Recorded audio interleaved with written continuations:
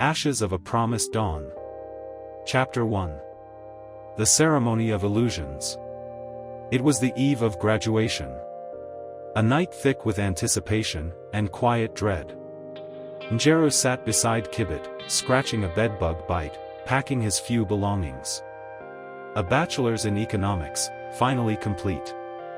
Manzu joined them, eyes low, shoulders visibly heavily disturbed. His parents couldn't afford the fare to see him graduate. Njeru chuckled bitterly. Kibit, lightly mocking. Why are you worried? Na maisha inaenda kutupika hapa nje ni noma. Njeru, dry chuckle. Mbeta huku. At least tulikuwa tunakuja tunatulia tunacheza kandi usiku inaingia asubuhi tunaamka tunaenda class. Huku nje msee ni kunoma. Kibit added.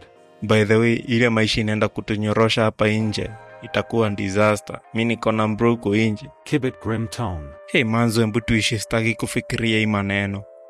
Kibit's brother graduated 3 years ago. All he got? A smartphone. No job, no prospects. Just shadows where dreams used to live.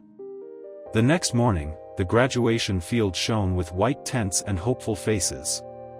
Graduates trickled in, gowns flowing, faces glowing.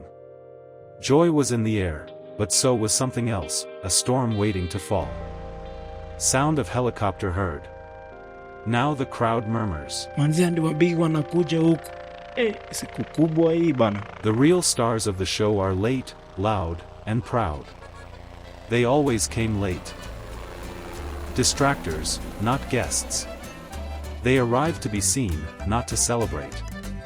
Their convoys were lined with blacked-out luxury SUVs, or, if the roads couldn't handle their weight, helicopters.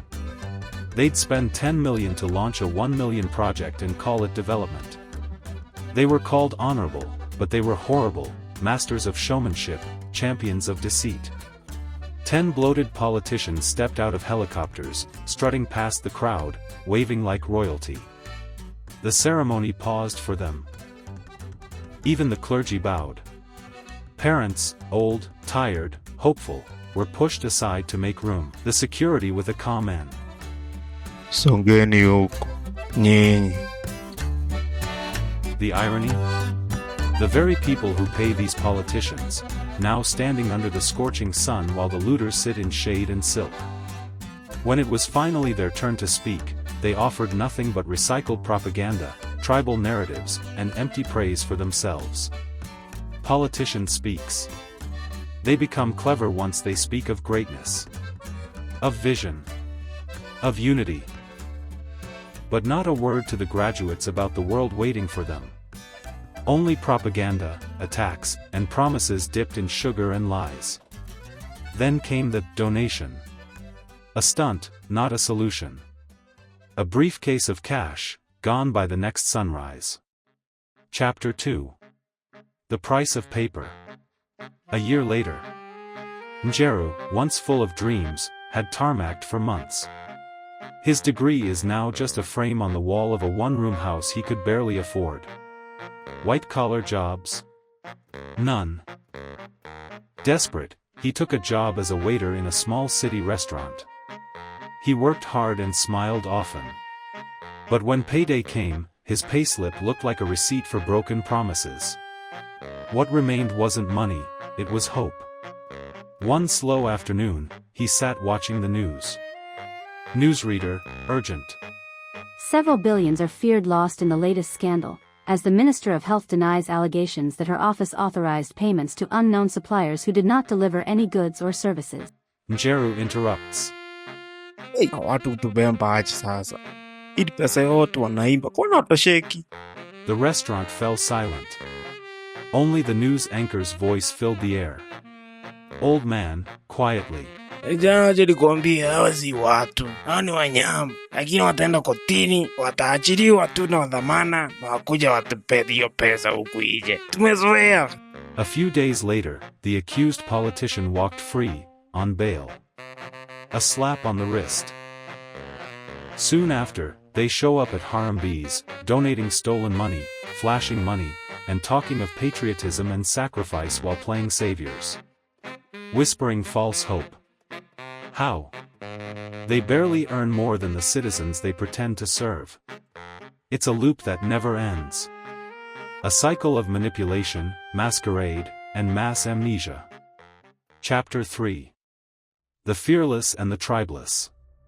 Now there is a new generation raised by millennials and Gen Zers. A generation raised in cities, where tribalism is a word in textbooks, not in hearts. What divides them isn't language or lineage, it's wealth and poverty. They are doctors, lawyers, engineers, political analysts. Educated, jobless, and dangerously aware. Their only inheritance, debt, disappointment, and bitter resolve. Their population is massive. Their potential, untapped. A sleeping giant with calloused hands and wounded dreams. Even one quoted, "This is a ticking bomb. If ignored, it will explode." And explode, it did. United by pain, they formed alliances. They struck loudly, fearlessly. The political elite laughed, until they saw it was serious. Protests turned into movements. Movements into revolutions. But inside this fearless, tribeless community, old cracks began to show. Jealousy. Mistrust. Self-interest. The old class regrouped. Watching. Waiting. And when the movement faltered, blaming, bickering, they struck again. Manipulating. Dividing. Conquering. From the ashes of a promised dawn.